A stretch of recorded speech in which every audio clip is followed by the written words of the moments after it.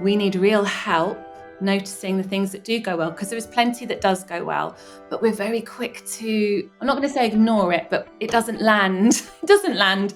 So can you, as a parent, can you capture those good things? Can they be in a book? Can they be in an album on a phone? Like, can you keep a record of those things to remind her? Welcome to All Aboard, where we help parents navigate the ADHD journey. I'm Claire, and today we'll be talking about understanding ADHD in girls with our expert guest, psychologist and specialist ADHD coach, Pippa Simou. Pippa has over 20 years' experience in secondary education in both pastoral and academic roles. In 2016, Pippa decided to seek greater flexibility to support her own neurodiverse children, so joined a local charity as a coach and trainer, supporting parents and professionals who live or work with children who have ADHD and or autism. Then, age 44, Pippa was diagnosed with ADHD herself, which resulted in realising that her then 16-year-old daughter also had ADHD.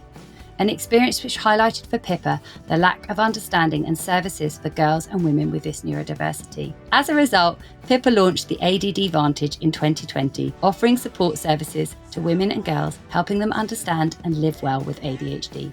Pippa coaches women with ADHD, she facilitates online support groups and a local ADHD women's community. She mentors girls in local schools and trains professionals who are working with young people who have ADHD. She delivers workplace training in various settings and works to raise awareness of the female experience of ADHD across multiple platforms. Welcome aboard, Pippa. Thanks for having me, Claire. So, like you, I was diagnosed in my 40s, which highlights the big gender difference we see in diagnosis. We know that girls present differently to boys. In fact, according to Dr. Tom Nicholson, the diagnosis rate in children is around 1 girl to 5 boys, which means we're missing so many girls and highlights why understanding ADHD in girls is so critical. So let's start by asking the obvious question. How does ADHD typically present differently in girls compared to boys, and why is it so important that we understand these differences? Generally speaking, I would say that boys and men externalise their symptoms, so it's more observable. You can see something is going on. But girls and women tend to internalise their symptoms, so you can't necessarily see what is happening. They often present flawlessly from the outside, but inside there is a whole heap of things going on. But unless you're curious, unless you question, you might not see it.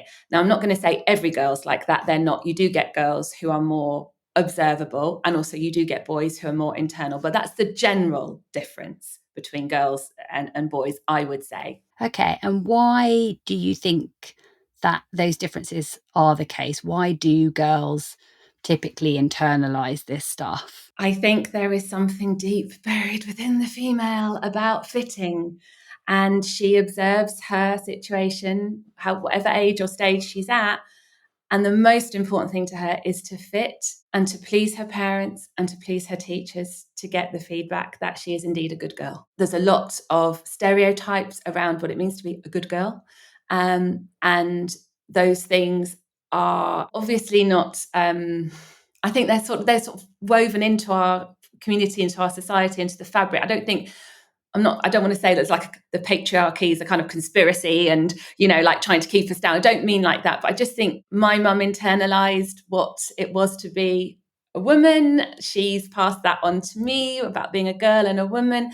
And we do that we don't necessarily challenge these things. We just feel and act on those feelings.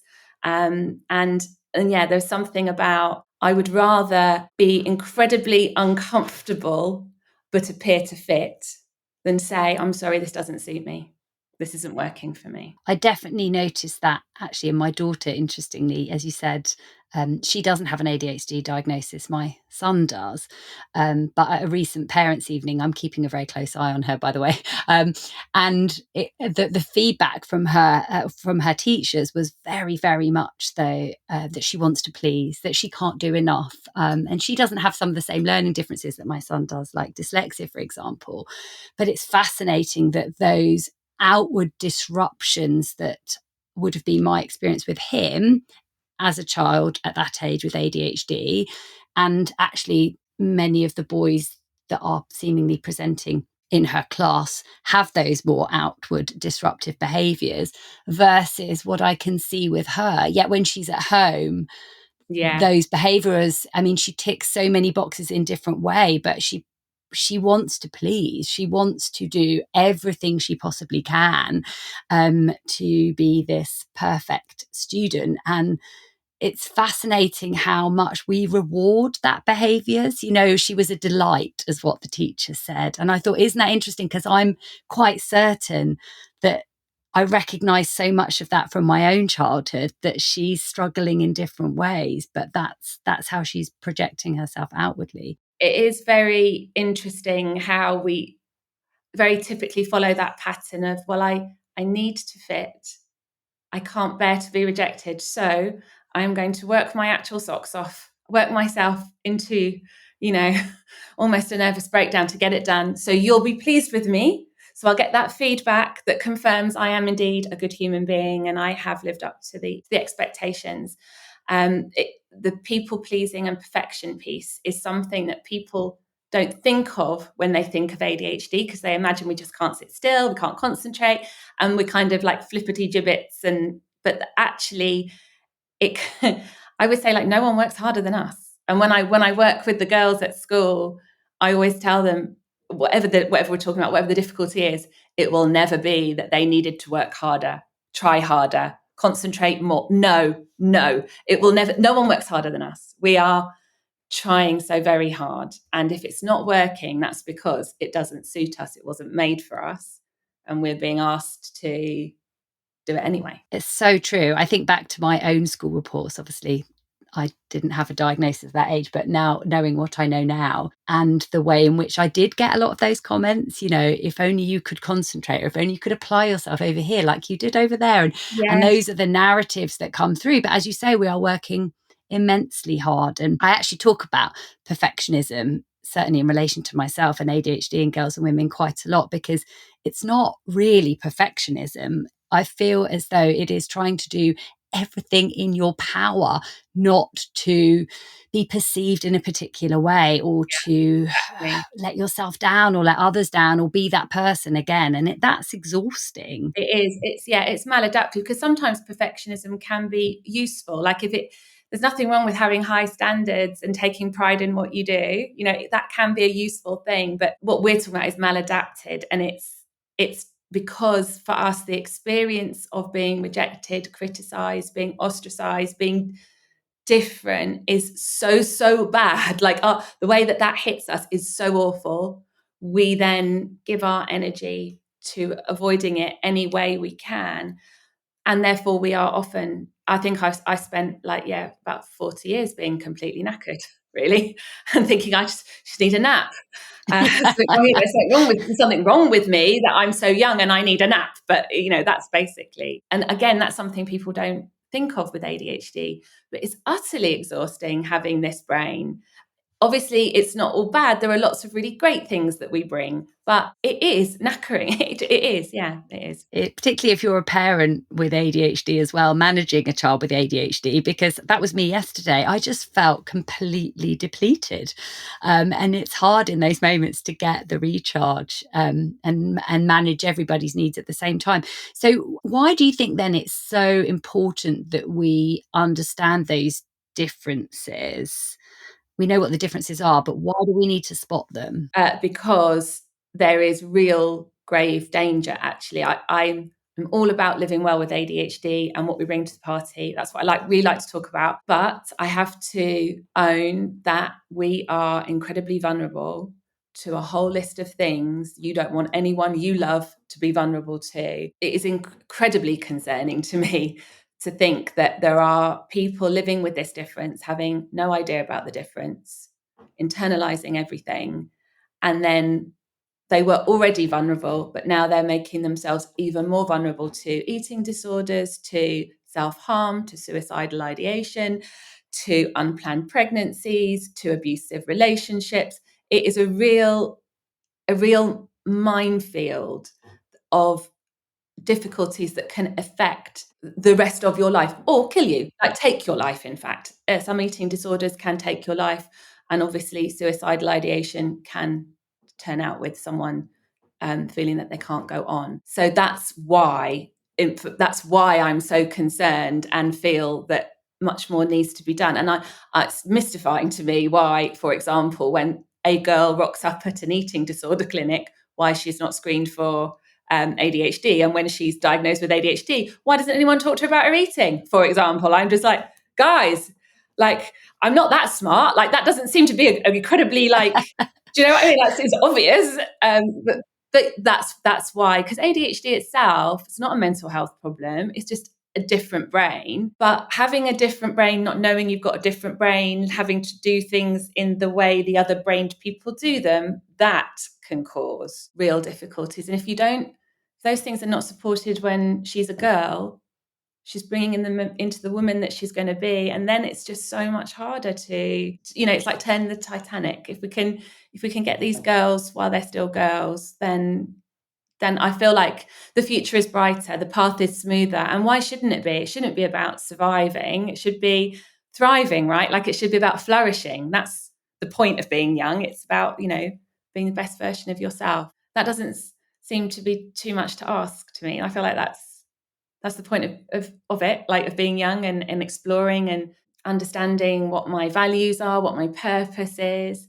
But I feel like too many of these girls are literally holding on by their fingernails, can't wait for this to be over, and it's not good enough. It's not good enough. And it's quite a terrifying thought as a parent, right, to be faced with a list like that.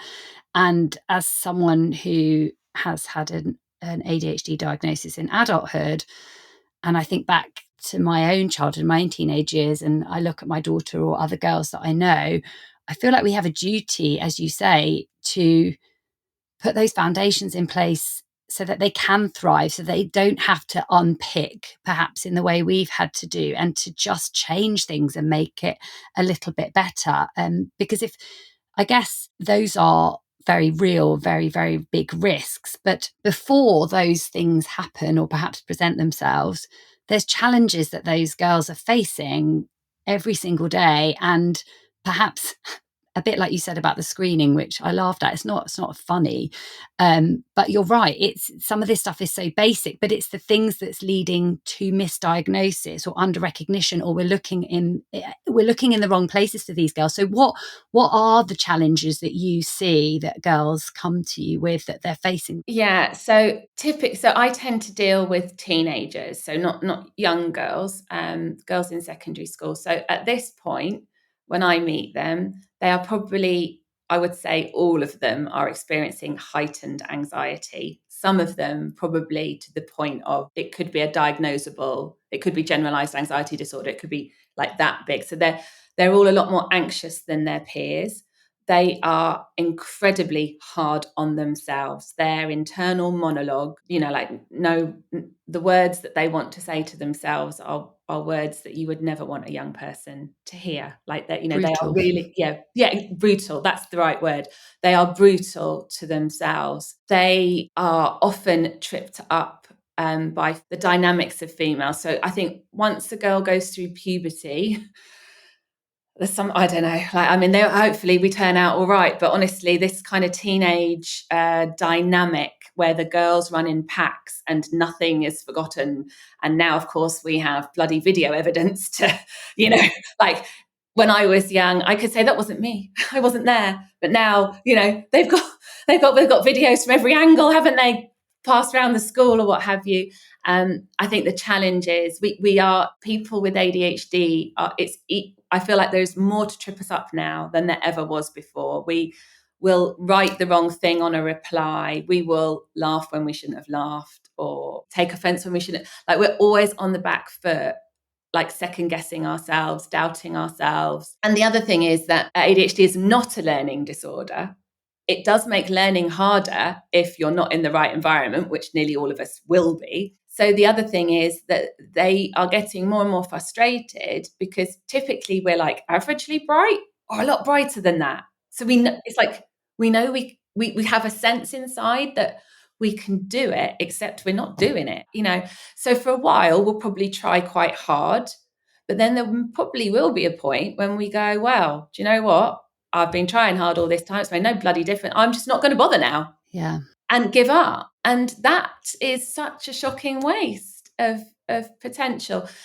And obviously, some of the girls that I support are more observable. So the more observable girl is likely to be involved in much more risky behaviour much younger. So she might be reaching for alcohol, for substances, starting sexual relationships very early. And that obviously is like a whole can of worms. She is still a girl. She, like she shouldn't be navigating the world of, am I pregnant and have I got I just exposed myself to some kind of infection, that kind of thing. So that is also very worrying to me. It's hugely worrying because it can lead to, we're not just, as you say, talking about things in terms of how it affects our learning, but indeed how it affects and shapes our entire life, with things that might feel like decisions in the moment, but they're actually not decisions that we're making. We're just acting in a particular way, whether that's based on impulse or a desire to be accepted. Yeah, exactly. And liked. So vulnerable. Oh, and criminal activity as well. Oh my gosh, yes. So I'd forgotten about that one. But yes, oh, Pippa, could you just look after this for me? Oh yeah, of course I will. Oh God, it's stolen stuff, or it's drugs, and then I'm found with it, of course, and then I'll be in a load of trouble. And it's a minefield. And if you don't know you have ADHD, you don't know to protect yourself. You don't realise. It's funny because it's not like I didn't know I struggled with attention and that I could be impulsive. I am very, very lucky, and it's not good management. It's utter luck that nothing terrible happened to me. I'm very grateful that is the case, but it so easily could have. If I had understood how I am actually, how very different I am to my peers back then I could have taken action. My mum could have helped me. Do you know what I mean? If we'd known, my mum's standard response to me was, "Don't be silly, Pippa, you're fine." Basically, she dismissed me. So I just thought, "Oh, try harder, do more," kind of thing. But it is shocking to me. And, 2 of my children are diagnosed, and nobody in that process said, "By the way, did you know that your kid is now more, now we know this, we also know," no one said that. And I haven't even started talking about all the hormonal stuff for girls and women. By the way, you're much more likely to have PMDD, which is like PMS max. You're more likely to bleed a lot heavier. You're more likely to have more physical pain. No one tells you that. And so you think, well, this is what period is. Every woman has this. I just need to put my big girl pants on and suck it up. No, you don't.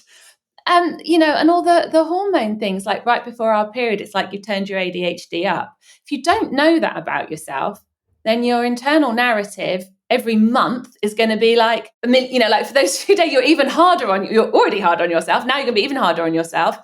And then your hormones are more supportive of your brain. So then you're like, okay, I'm fine now. But except it's this loop. And it's confusing also for people watching, like your teachers, your parents, because they're like, well, last week she could do this, so she's just choosing not to do it this week. But oh my gosh, she's actually super vulnerable in these days, or right after having a baby, or in the delicious menopause. Blah. I was about to say that bit. Don't rush, people. Don't rush. It's not fun here. No. Yeah. It's interesting, isn't it, when you said about yourself when you were younger, and that it's a miracle, that you thank God every day that nothing happened to you. And it's funny, I have those same thoughts about myself as a teenager and think, oh my gosh, the risks that I took. Yeah.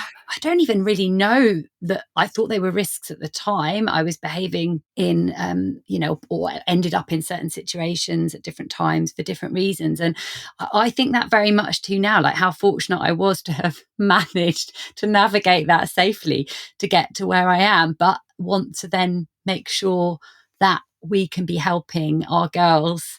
To have this better understanding and this awareness, so that they don't, or rather we lower the risk, perhaps can't eradicate it completely, that when they find themselves in these situations, or even to prevent themselves getting into them. And so, I mean, what what are some effective strategies that parents can use to support their girls with ADHD? Well, I think it's really important that the caregiver understands the nature of the beast. It isn't that we can never concentrate, and it isn't that we can't sit still. We have a difficulty regulating our attention. That's the problem. I would say we're attending to too many things all at once. We're not very good at filtering where my attention needs to go. We are happiest when we move, but that doesn't mean I can't sit still, I can't watch a movie, I can't get through a lesson. I can, but my brain will be much happier if I'm moving. So I would say the first thing is to truly understand what you're dealing with and to read past the diagnostic criteria. Because one thing the diagnostic criteria don't mention at all is the whole piece around emotion. It's crazy. It's huge. I mean, apparently, get this, right? I think it was DSM 2 or 3, they did have it there, but they took it out because they couldn't find a proper way of measuring it. Make a measure, people. Make a measure, because that is huge for us. Basically, people with ADHD feel everything bigger, and we can also move between those things quite quickly. So we can look a bit, some people will perhaps go to the whole like bipolar, but it isn't, because it will always be linked to a thing that's actually happened. So I'll be really ecstatic or crushed in the corner because of a thing. Understand it actually what ADHD is. Then make yourself familiar with the vulnerabilities so you can do what you can to protect. If your daughter ends up in one of those areas that I mentioned, that will never be because there was something I don't want parents to think that they could have stopped something. If it happens, some things are going to happen anyway. But if they're understood by you, there's a chance they're going to be caught faster. And if they're caught faster, then they can be addressed more effectively. So I think it's really important that parents know those things and equip their daughter with that knowledge at the right time, like maybe not when she's 6, but age appropriate. Yeah, like age appropriate, to do that, to never miss an opportunity to let her know how brilliant she is and how you see her, how you see her trying so hard every day. Don't miss an opportunity to literally, you cannot spoil her with that. Like, you can't overdo the praise, you can't overdo the love, because she's going to be so hard on herself. You're never going to actually make the balance. So as much as you can, and then when she's a teenager, of course, she's just going to say, well, you're saying that because you're my mum. So then you have to enlist as many other adults as possible in this evidence, give this feedback and try and capture. So our brain is wired to the negative, just generally speaking, and that's a survival mechanism. So we'll be aware of a threat and deal with it, so we will live. But if you have an ADHD brain, you're even more wired to the negative. And we are so quick to notice and dwell on that. We need real help noticing the things that do go well, because there is plenty that does go well, but we're very quick to, I'm not going to say ignore it, but it doesn't land. It doesn't land. So can you, as a parent, can you capture those good things? Can they be in a book? Can they be in an album on a phone? Like, can you keep a record of those things to remind her when she doesn't get that piece of work in on time, or she's forgotten her PE kit again and she's feeling horrible, because we do feel absolutely horrible about it, to remind her of all the times she got it right, all the times that it did go well. And I haven't met an ADHD person who is not brilliant at something. I am super lucky I get to work with these people all day long. But sometimes, because the things we're good at are so natural for us, because we're like living to our purpose, we don't realise how brilliant we are. Like, maybe she's a painter, maybe she writes poetry, maybe she's full of compassion and she's raising loads of money for the Ukraine or for Gaza or something. Like, maybe it's that, but for her, it's going to feel like, well, obviously this is what I do, because this is what people do, right? Like, but oh my gosh, like, does she even realize how brilliant she is? So don't lose an opportunity. And we do much better with the carrot than the stick. Like, you want to bring a change for us, then you need to love us into it, reward us into it. I'm not going to say that a punishment won't hurt. A punishment will hurt, but we're just not going to remember why we were punished, and it's not going to change anything. So I would say don't bother. And if there is something you need to change, one thing at a time. Like, just pick the thing that's causing her the biggest barrier, or, like, I don't know if it's getting ready in the morning for school. Go there, but don't try and address everything at once. Give her an opportunity to decompress after being at school. Understand that for her, it's like, what's his name? Tony Attwood. Tony Attwood put a load of heart monitors on neurodiverse kids. So they weren't all ADHD. They were, some were ADHD, some had autism. But he put heart monitors on them and monitored their heart rate in the mainstream school. And the heart readings are the same readings that a soldier displays when he or she is going into a theatre of war, like getting off the helicopter with the gun. So just to give you an idea how heightened your daughter is, understand that she's going into a conflict zone. Like, that's how it feels to her.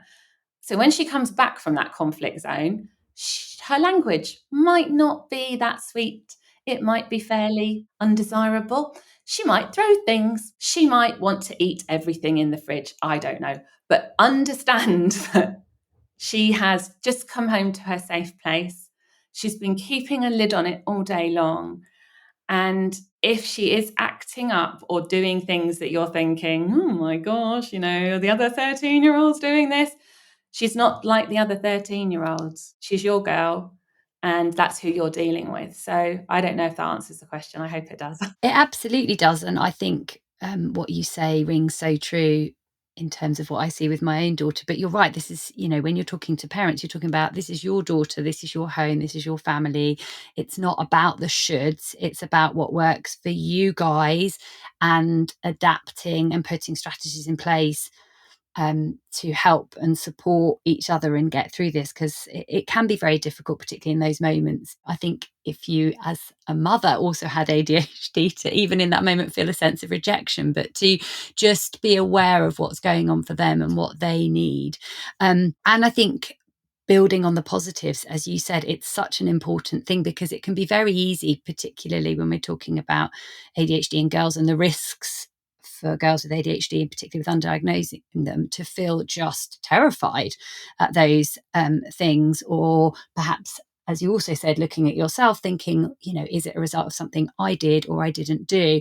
Instead of focusing on what are the positives, what can we do to build and help and support them, and who they are and their needs, because they are working so hard all the time. So I just wondered, do you have an example from your own work of a kind of positive little story that you might be able to share from some of the girls, or a particular girl that you've worked with, where you were able to help support her and her parents by putting some things in place and you saw some really positive outcomes from that? Yes, I would say it's not fast. Results are not quick. This takes time, especially where I'm picking them up as a teenager. Already there is a very low self-concept in there, and that's where I try and focus my work. My opinion is that we have our whole life for learning. That's not the most important thing.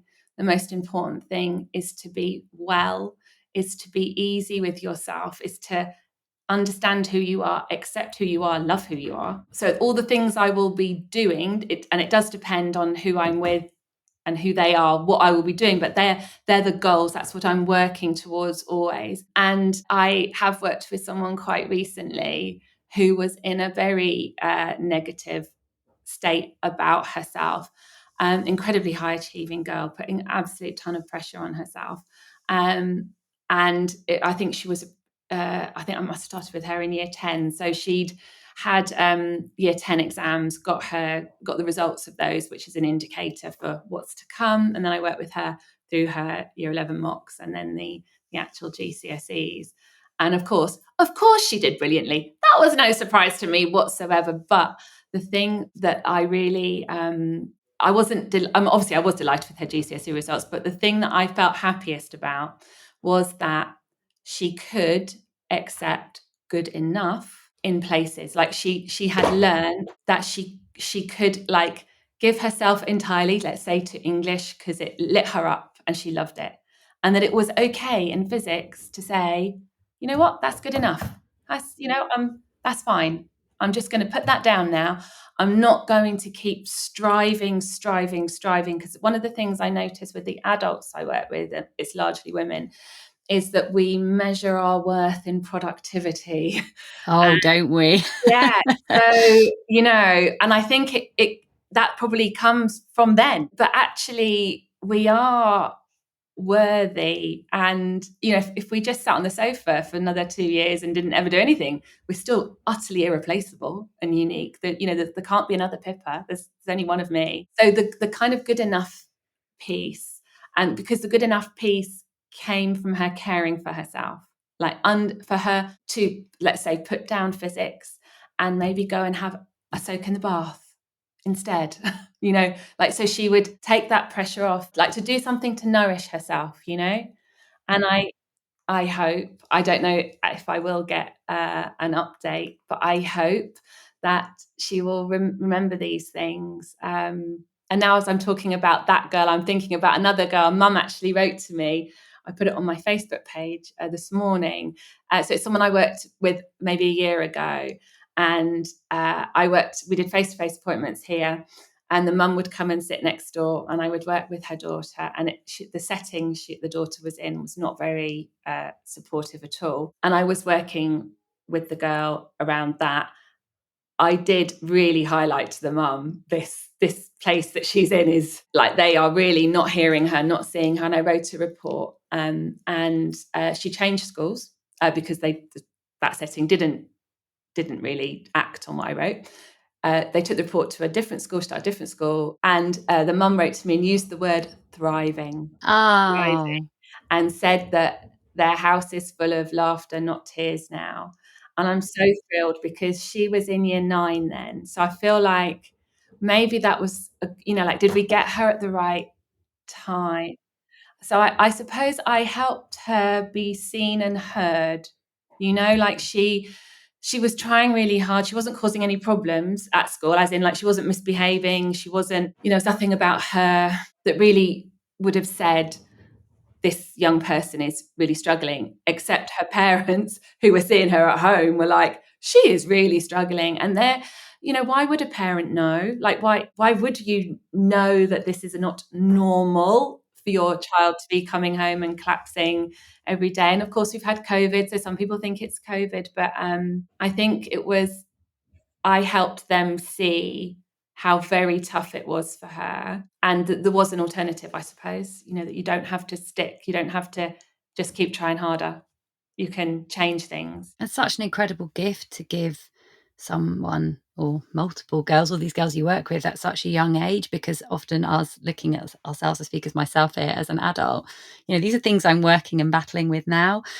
So that's incredible. Really lovely. So lovely to hear those positive real life stories of how these things really do make such a huge difference to our girls. So I guess one final note on that topic would be, if you could give one piece of advice to the parents listening that might make them feel a little less alone with this, what would that be? Find other parents who have kids like yours. There is no place where you will get so many resources there anyway. There will be so many options because these families have gone through it ahead of you, and in every which way you could imagine. So it's going to be a very rich source of actual practical advice. But oh my gosh, being in a space with the other parents with neurodiverse children, it's like coming home. It's like coming home. There's nothing to hide. You don't have to pretend. You don't have to cover up. You can just tell it like it is, in a way that you just can't with the other parents at the school gate who have got difficult kids. You Yeah. just can't, that's why, for me, that was the more than reading, more than going to conferences, having someone just say, it won't be like this forever. Just out, another parent say that to me. And my son was permanently excluded from school. It was awful, it was grim. But knowing that I had those people to turn to who weren't going to judge, who were just going to love me, and knew how hard I was. And we parent harder for longer. They just don't know they're born, them other parents. I know.